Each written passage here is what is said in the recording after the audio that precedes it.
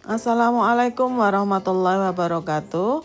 Pada pertemuan kali ini akan kita bahas tentang transformasi terakhir, yaitu dilatasi atau perubahan ukuran. Coba kalian perhatikan pada pemutaran film layar tancap di lapangan, atau jika kalian mencetak foto dengan berbagai ukuran, bagaimana gambar yang dihasilkan? Yang pasti, gambar asli dan hasilnya sama ya, hanya saja ukurannya yang berbeda, bisa diperkecil atau diperbesar. Kedua hal tersebut merupakan contoh dilatasi. Sekarang, apa yang dimaksud dengan dilatasi atau perubahan ukuran? Dilatasi atau perubahan ukuran adalah transformasi yang merubah ukuran suatu bangun, bisa memperbesar atau memperkecil, namun tidak merubah bentuknya. Perhatikan gambar berikut ini. Terdapat sebuah segitiga ABC, kemudian sebuah titik O. Dalam hal ini kita menggunakan prinsip pemutaran film layar tancap.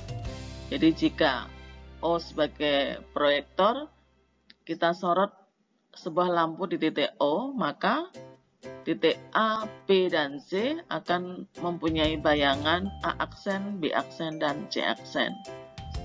Maka tampak bahwa segitiga A aksen, B aksen, C aksen adalah bayangan dari segitiga ABC setelah kita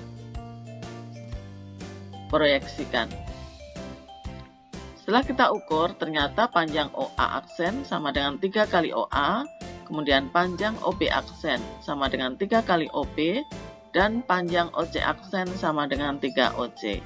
Sehingga segitiga A aksen, B aksen, C aksen besarnya sama dengan 3 kali segitiga ABC.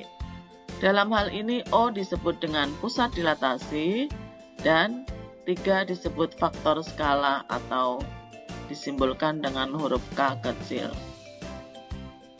Jadi pada dilatasi dengan pusat titik O dan faktor skala K, atau biasa ditulis dengan notasi O, K, setiap titik A akan dipetakan ke titik A aksen, sehingga panjang ruas garis OA aksen sama dengan K kali panjang ruas garis OA. Perhatikan contoh berikut ini. Salin gambar berikut, kemudian gambar bayangannya pada dilatasi dengan pusat titik O dan faktor skalanya 2. Kita salin gambarnya. Perhatikan, karena dilatasinya pusatnya titik O dan faktor skalanya 2, maka nanti jarak O ke titik bayangan sama dengan 2 kali jarak O ke titik asal. Jadi untuk persegi pada gambar yang pertama, jarak titik O ke bayangannya 2 kali titik O ke titik asal. Dari masing-masing titik sudut kita buat bayangannya 2 kali jaraknya dari titik O ke titik asal, sehingga kita dapatkan persegi bayangannya yang bergambar biru. Untuk gambar jajar genjang sama, kita buat bayangannya, kita ukur dari titik O ke titik bayangannya, panjangnya 2 kali titik O ke titik asalnya. Dari masing-masing titik sudutnya kita buat bayangannya, sehingga kita dapatkan bayangan dari jajar genjang adalah yang bergambar biru. Kita lanjutkan dilatasi pada bidang koordinat. Pada dilatasi dengan pusat titik O dan faktor skala K, atau ditulis O, K, maka berlaku rumus P dengan koordinat X, Y. Jika didilatasikan dengan pusat O dan faktor skala K, maka menghasilkan bayangan P aksen X kali K, Y kali K. Supaya lebih jelas, kita lihat contoh berikut ini.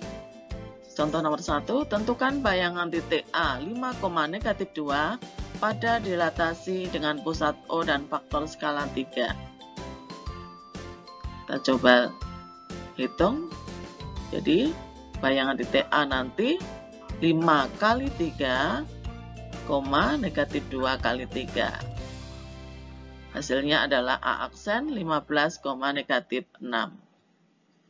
Contoh yang kedua, pada dilatasi dengan pusat O dan faktor skala K, titik P aksen yaitu negatif 9,6 adalah bayangan dari titik P 12, negatif 8. Tentukan faktor skalanya. Kita tuliskan, jadi titik P 12, negatif 8 kita dilatasikan dengan pusat titik O dan faktor skala K, maka bayangannya P aksen negatif 9,6. Sehingga kita mendapatkan 12 kali K nanti akan sama dengan negatif 9. Sehingga K negatif 9 dibagi 12, kita sederhanakan menjadi K sama dengan negatif 3/4. Atau bisa juga dengan menggunakan yang belakang. Negatif 8 kali K sama dengan 6. K sama dengan 6 dibagi negatif 8, hasilnya sama, yaitu K sama dengan negatif 3/4.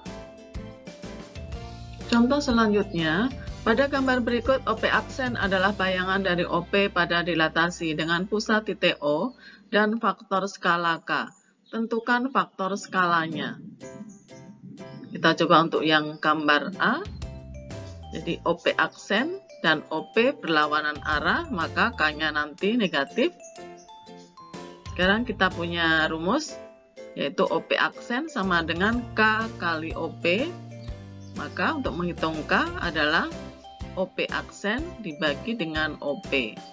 Perhatikan OP aksen jaraknya di situ 2 satuan, kemudian OP 3 satuan. Karena berlawanan arah berarti negatif 2/3.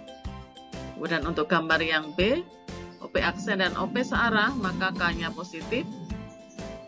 Sehingga K sama dengan OP aksen dibagi dengan OP. OP aksennya 5 satuan, kemudian OP-nya 1 satuan.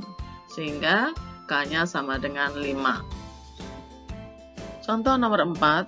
Tentukan bayangan segitiga APC dengan koordinat titik A 6, negatif 2, B 2, negatif 4, dan C 3,2 pada dilatasi dengan pusat titik O dan faktor skala negatif setengah. Kita mulai dari titik A 6, negatif 2, maka bayangannya adalah A aksen 6 kali negatif setengah, negatif 2 kali negatif setengah. Hasilnya adalah A aksen negatif 3,1. Untuk titik B 2, negatif 4, maka bayangannya adalah 2 kali negatif setengah, negatif 4 kali negatif setengah.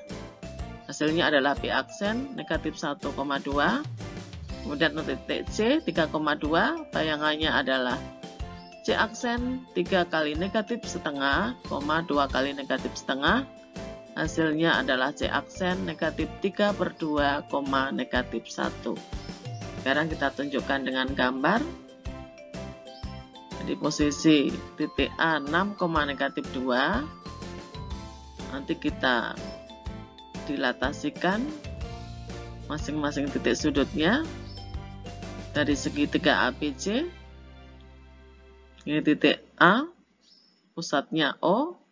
Karena negatif berarti berlawanan arah,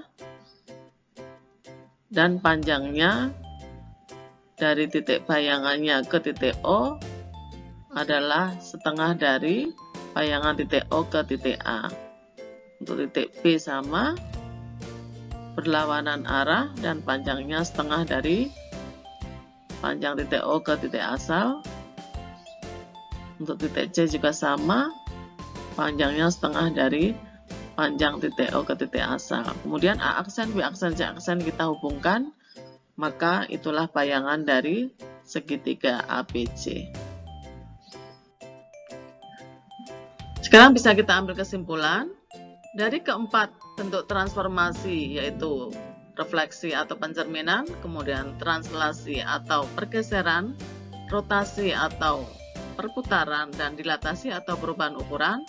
Bisa kita simpulkan bahwa untuk refleksi atau pencerminan, bangun asal dan bayangan sama dan sebangun atau kongruen. Kemudian untuk translasi atau pergeseran, bangun asal dan bayangan sama dan sebangun atau kongruen. Demikian juga untuk rotasi atau perputaran, bangun asal dan bayangan sama dan sebangun atau kongruen. Namun, di dalam dilatasi atau perubahan ukuran, bangun asal dan bayangan belum tentu kongruen, jadi hanya sebangun, karena ukurannya bisa diperkecil atau diperbesar. Demikian materi terakhir pada semester ini, mudah-mudahan bermanfaat. Wassalamualaikum warahmatullahi wabarakatuh.